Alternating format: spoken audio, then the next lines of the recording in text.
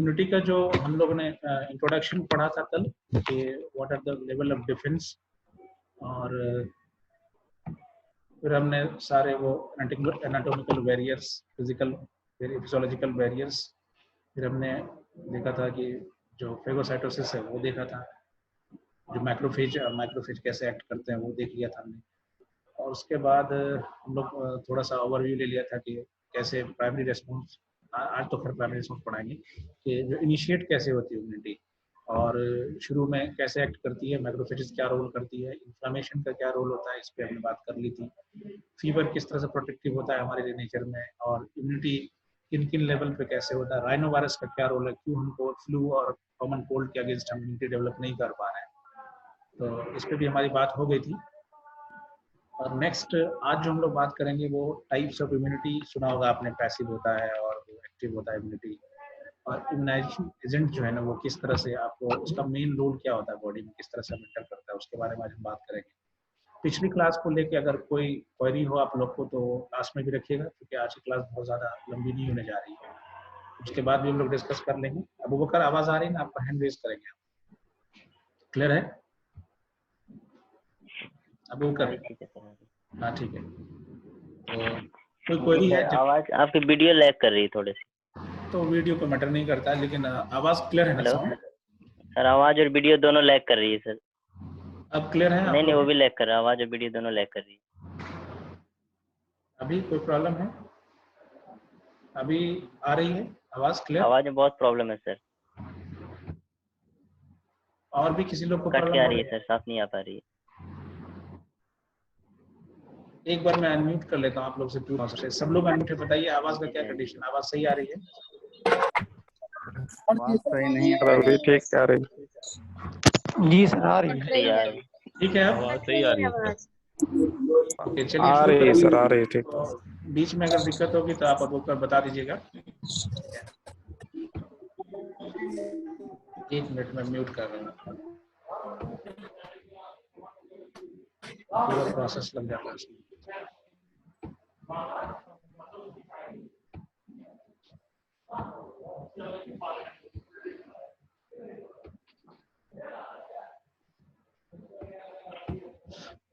Okay ये सारी चीजें हमारी हो गई थी कल, इम्यूनिटी फास्ट पार्ट 1 करके हम लोग ने उसको नाम दिया। आज टोटल कंप्लीट आपको एक जगह मिल जाएगा। सो ये सारी बात हो गई थी। Will start from the types of immunity, what are the types and किस तरह से उसका तयन होता है, बॉडी को कहाँ कहाँ उसकी जरूरत पड़ती है, यहाँ से हम लोग शुरू करेंगे आज।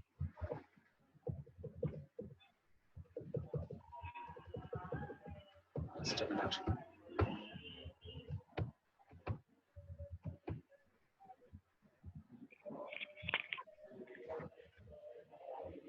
The host defense, आपके बॉडी का जो डिफेंस होता है किसी भी डिजीज के अगेंस्ट, वो किन किन किस तरह से ये डिवाइडेड होता है उसके बारे में आज बात करेंगे। होस्ट डिफेंस में भी लोकल, इट में भी सिस्टमिक, इट में भी नॉन स्पेसिफिक, कल जो हमने बात करी थी, इट में भी स्पेसिफिक, जिसमें हमने कहा था कि लिम्फोसाइट्स और वो एंटीबॉडी क्रिएशंस वगैरह इन्वॉल्व होता है। इट में भी ह्यूमरल, इट में भी सेलुलर।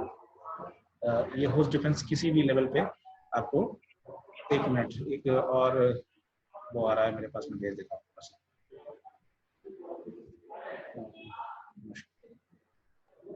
कुछ लोगों का वो आ रहा है request. So the host defence, इस तरह से होस्ट डिफेंस आपके हो सकते हैं। लोकल हो सकता है, सिस्टमिक होता है, non specific, specific, humoral and cellular.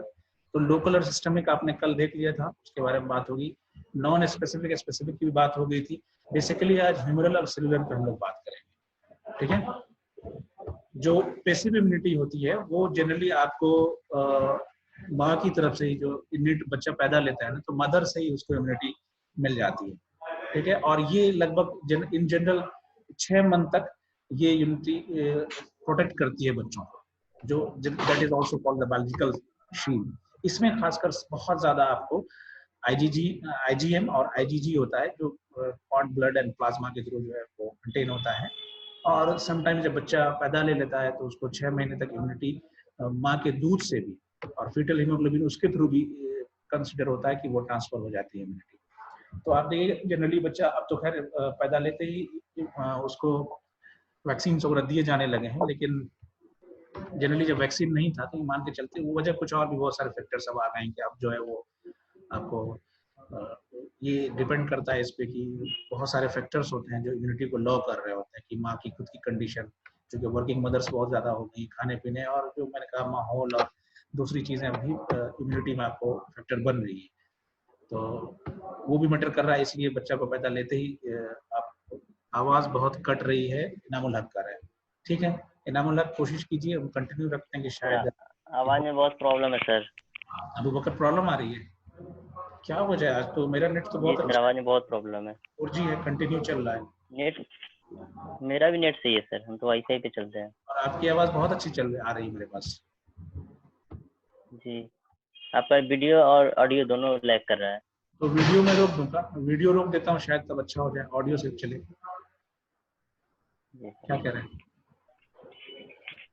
Ji sir, थोड़ी देर रोक के चेक कर लीजिए। ठीक है, मैं वीडियो रोक दे रहा हूँ और 1 मिनट।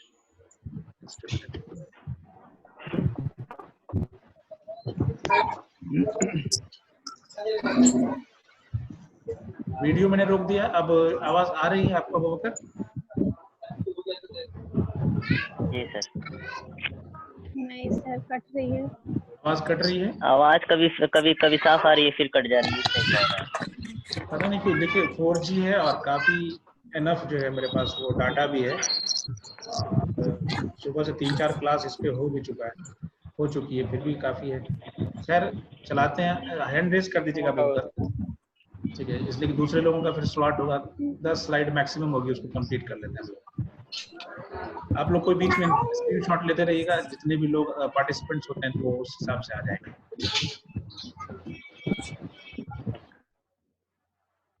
और जिनके पीछे बैकग्राउंड जिनका गड़बड़ होगा तो उससे देखिए, किसके यहाँ बैकग्राउंड, कुछ लोग यहाँ बहुत गड़बड़ है, प्लीज उसको मेंटेन कीजिएगा कि आवाज ज्यादा नहीं आए, ठीक है। तो हमने बात करी थी इसकी फर्स्ट डिफेंस में जनरली बच्चा जो पैदा होता है वो 6 मंथ पीरियड तक वो डिफेंस उसके बॉडी का मेंटेन रहता है, क्योंकि माँ की तरफ से पैसिव इम्यूनिटी ट्रांसप्लांटेशन रूट से उसको आ जाती है।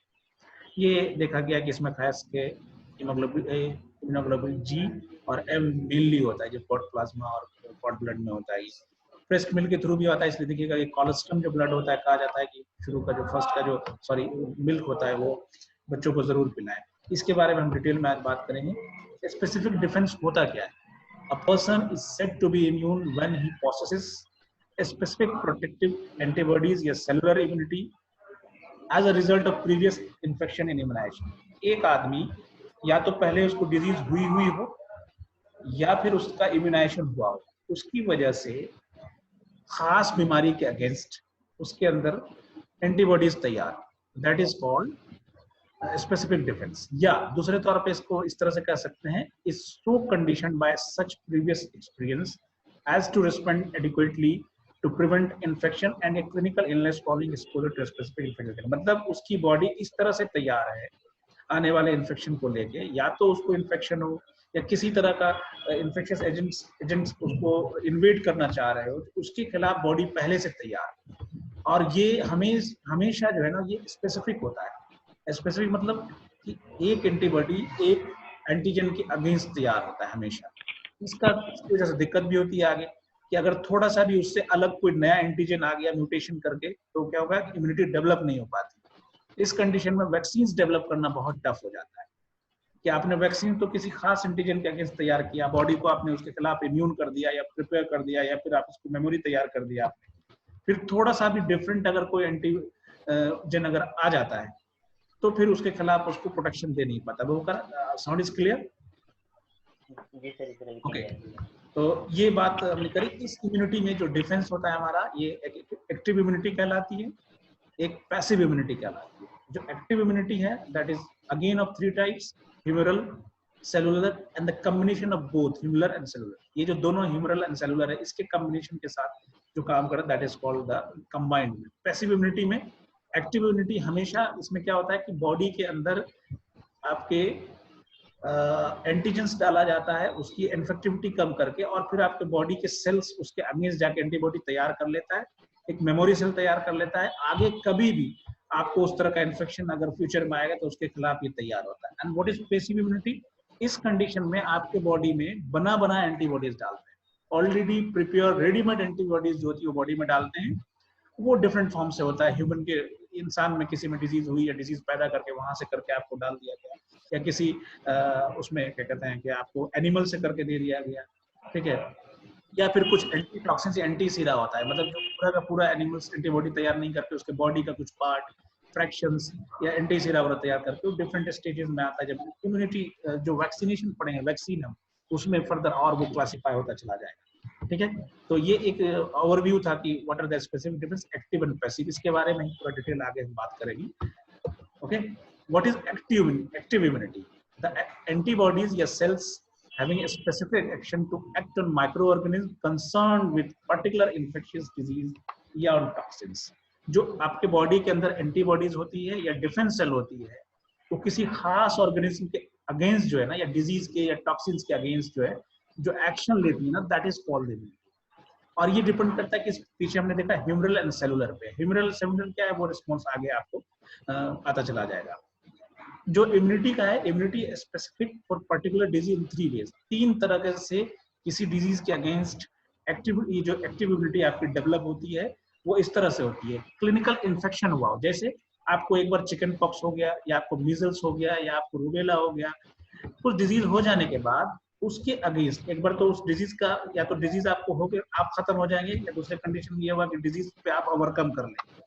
तो जब आप बच जाते हैं तो फिर से आपकी बॉडी उस डिजीज के अगेंस्ट एक मेमोरी बना के एंटीजन के अगेंस्ट रख लेती है कि आगे फ्यूचर में कभी भी अगर इस तरह का, देखिए लगातार लोग ज्वाइन कर रहे हैं इसलिए दिक्कत हो रही है, फ्यूचर में फिर इस तरह का अगर कोई इन्फेक्शन होता है तो उस इन्फेक्शन के अगेंस्ट आपकी बॉडी तैयार है। इसलिए कहते हैं कि एक बार चिकन पॉक्स हो जाता है तो रेयरली आपको सेकंड टाइम होता है, जबकि कुछ चीज देखा गया है, इम्यूनिटी सिर्फ इसी पे 100% श्योर नहीं कि दोबारा नहीं हुआ, कुछ लोगों को दोबारा हो रहा है।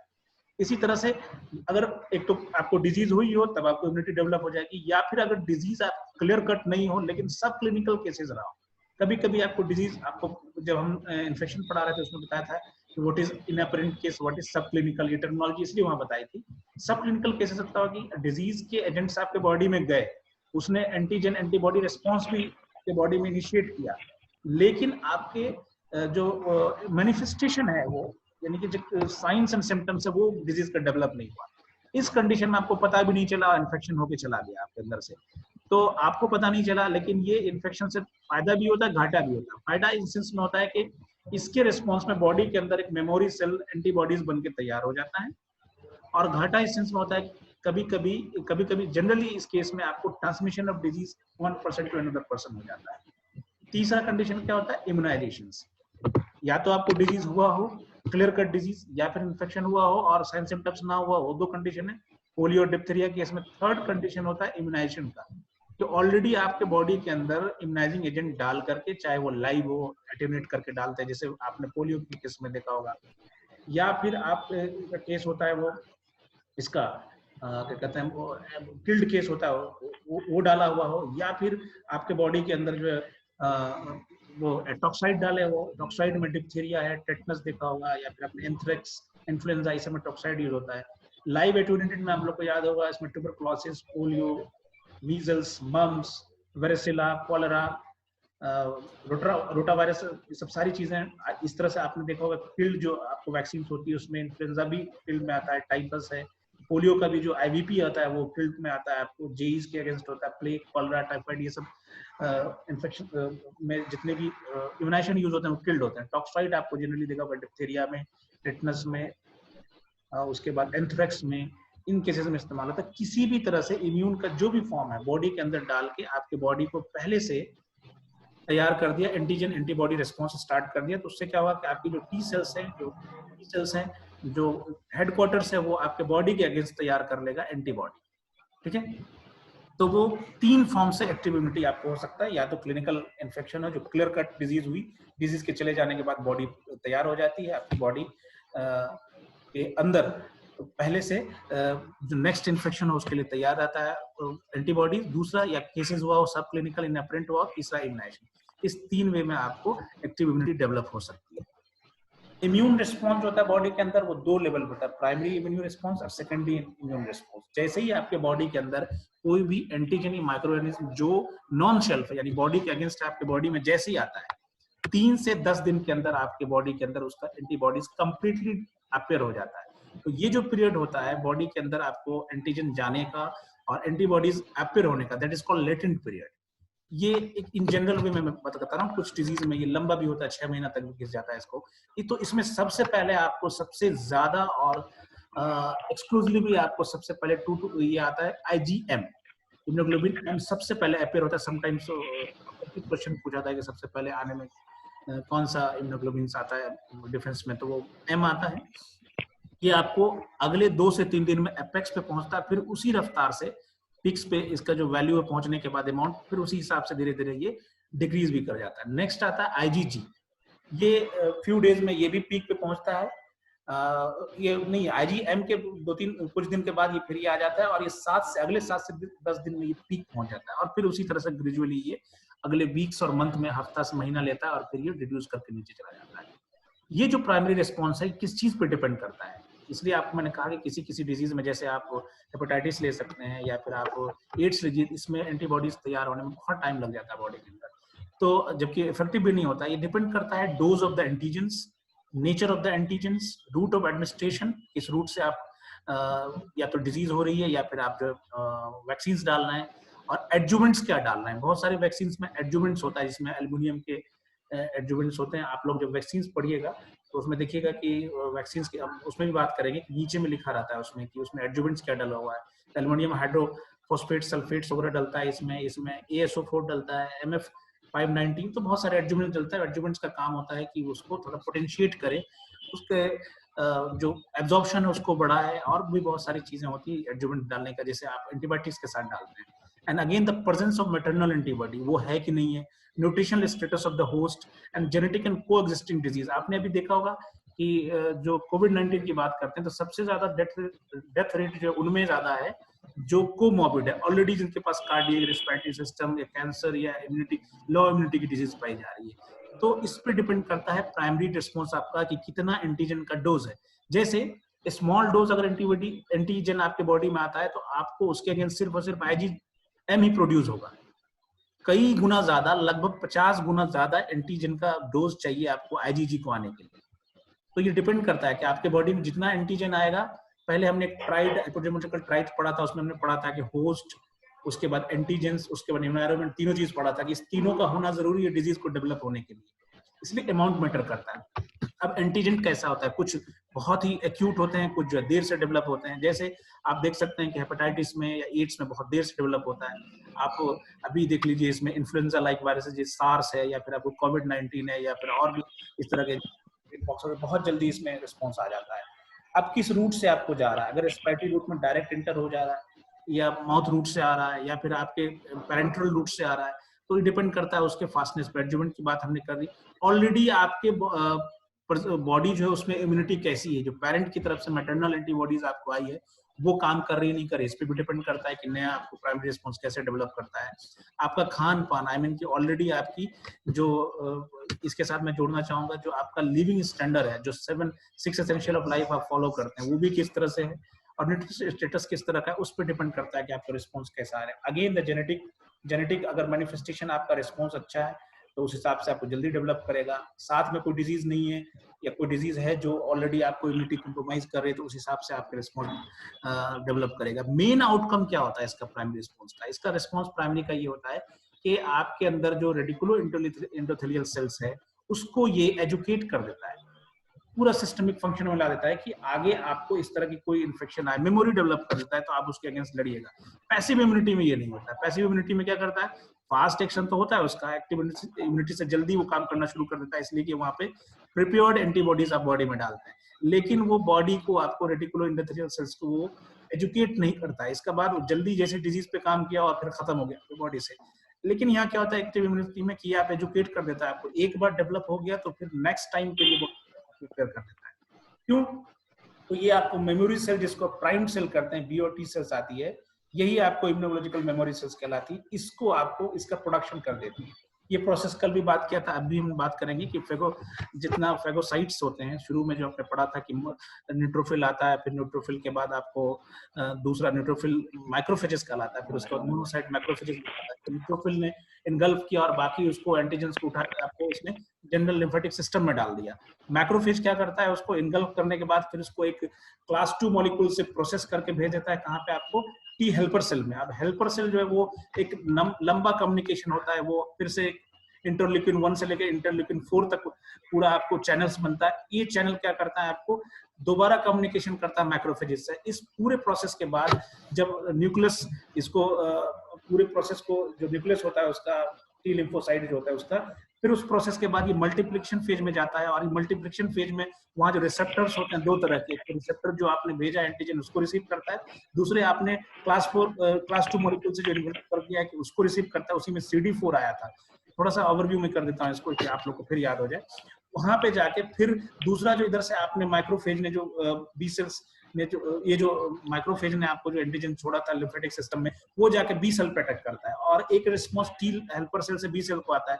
दोनों रिस्पॉन्स आने के बाद बी सेल आपका एंटीबॉडी बनाना स्टार्ट कर देता है। उसमें भी 3-4 और प्रोसेस है और मेमोरी सेल तैयार कर देता है, एंटीबॉडी किसी के खिलाफ बना के तैयार कर देता है।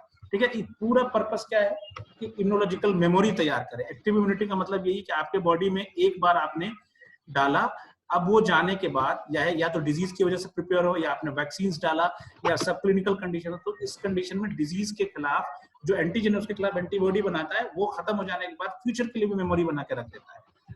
तो ये पूरा प्राइमरी रिस्पॉन्स आपको होने के बाद फिर आता है secondary response.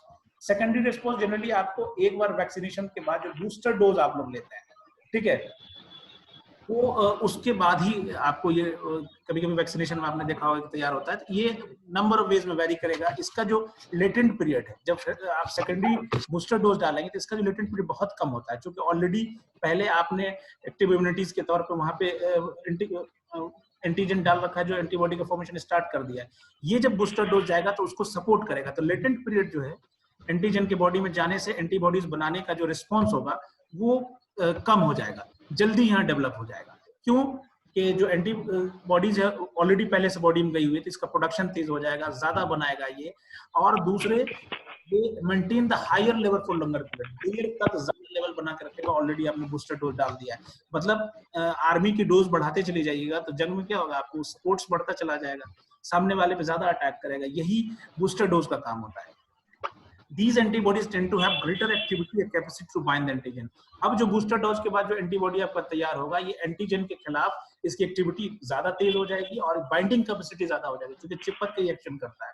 And this involves the production of IgM, already जो IgM आया था, और बहुत ज्यादा लंबे टाइम तक ये IgG को प्रोडक्शन स्टार्ट कर देगा।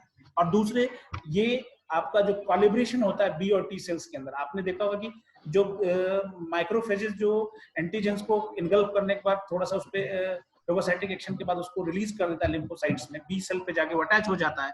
अब B cell non specific attachment होता है, टी सेल्स पे स्पेसिफिक अटैचमेंट होता है। इस दोनों के कंडीशन में फिर आपस में दोनों बात करते हैं। दो जो लिम्फोसाइट्स के आपस में बात करने का जो चैनल होता है, that is called initiated by interleukins, उसी को इंटरल्यूकिन्स करते हैं।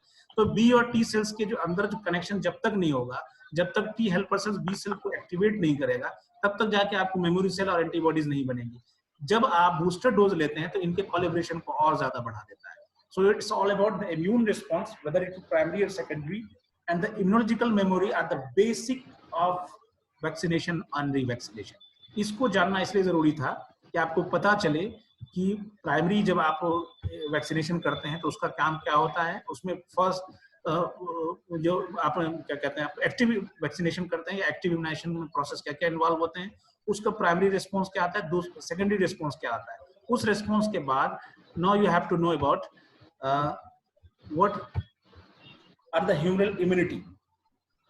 ठीक है, ह्यूमरल इम्यूनिटी ये एक्चुअली आपको बी सेल्स से आता है। बी सेल्स क्या होता है, कल बात हमने किया था कि बोन मेरो से जो ये लिम्फेटिक सेल्स बनती है, इसको जब तक जो इंटरल्यूकिन 3 होता है, टी लिम्फोसाइट जो होता है, यहाँ से एक बोन मेरो को मैसेज जाता है प्रोडक्शन बढ़ाने के लिए। तो और उसके बाद टी इसलिए नाम दिया हमने कि थाइमस में वो वहाँ ट्रेंड होता है और मैच्योर होता है। तो ये जो ह्यूमरल इम्यूनिटी है ये आपको बी सेल से आती है। ये यहाँ पे proliferate and manufacture specific antibodies after antigen response macrophages. आपने देखा था कि मैक्रोफेजेस क्या करता है कि एंटीजेंस को इनगल्फ करके उसको प्रोसेस करके भेजता है टी लिम्फोसाइट्स के पास और बी लिम्फोसाइट के पास, माइक्रोफेज भेजता है, माइक्रोफेज टी के पास। इस दोनों के फिर कनेक्शंस के बाद आपको ये तैयार करता है एंटीबॉडी और फिर मेमोरी सेल रखता है। इसमें जो 5 मेन क्लास है वो IgG, IgM, IgA, IgD and IG. फिर इसके फर्दर सब क्लासेस होते हैं। अगर आप ज्यादा इम्यूनोलॉजी पढ़िएगा तो आपके सिलेबस में नहीं है, तो और ज्यादा आपको इसके ज्यादा सब क्लासेस के बारे में पता चलेगा। These immunoglobulins circulates in body and acts directly by neutralizing the microbes, toxins and rendering the microbe specific to attack the polyinflammatory। और ये पूरे बॉडी में सर्कुलेट करता है, डायरेक्ट अटैक करता है टॉक्सिन्स पे या माइक्रो ऑर्गेनिज्म कोई भी बॉडी के अंदर आ रहा है, और सपोर्ट करता है पोलिन जो भी आपके मैक्रोफेजेस हैं उसको सपोर्ट करता है, वेदर इज माइक्रोफेज या मैक्रोफेजेस। फेगोसाइटिक एक्शन को ये सपोर्ट करता है, जो आपके एंटीजन के इंटर होने के बाद जो बॉडी में सबसे पहले स्टेट शुरू हो जाता है। एंटीबॉडीज आर ऑलवेज एंटीजेंस या थोड़ा बहुत उससे क्लोजली रिलेटेड जो होते हैं उससे मिले होते हैं। ये कभी ज्यादातर ये स्पेसिफिक होते हैं कि एक तरह के एंटीजन पे ही एक तरह की एंटीबॉडीज काम करेगी, कभी कभी उससे क्लोजली रिलेटेड जो स्ट्रक्चर उस पर भी काम करता है। लेकिन आपको दिक्कत क्या हो जाती है जब राइनो वायरस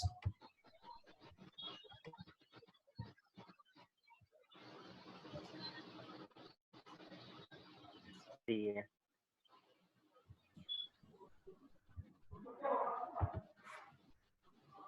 अबू बकर युद्धे आवाज आ रही है अबू बकर आपको? आवाज नहीं आ रही थी सर। अब आ रही है? जी अभी तो आ रही है, इससे पहले नहीं आ रही थी। नहीं वो बीच में कट गया था, 40 मिनट्स कंप्लीट हो गए थे ना।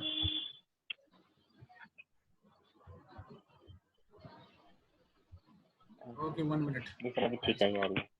मैं थोड़ा सा इसको फिर से इनिशिएट करता हूँ, जस्ट 1 मिनट वेट कर लीजिएगा।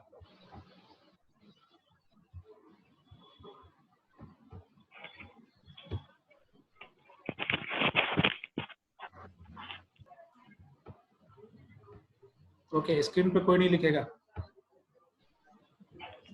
सो in case of rhinovirus, जैसे कल हमने देखा था कि एंटीबॉडीज के स्पेसिफिक होने का एक फायदा ये होता है कि स्पेसिफिक जो एजेंट है उसके खिलाफ तो ये एक्शन करता है, लेकिन अगर थोड़ा सा भी डिफरेंट एंटीजन आ गया तो उसके खिलाफ एक्शन नहीं करता है। तो इसके स्पेसिफिक होने की वजह से स्पेसिफिक डिजीज को तो हम टारगेट कर सकते हैं, खास के जो बड़ी बड़ी डिजीज है उसके खिलाफ एक्शन में हमको फायदा भी हुआ। लेकिन इसका घाटा ये कि हम जो नई चीज आपके बॉडी में आती है, नया एंटीजन है, उसके खिलाफ हम प्रोटेक्शन पैदा नहीं कर पाते। जैसा कि आपने देखा कि अभी जो हमारे पास सार्स के वायरस बहुत सारे हैं, लेकिन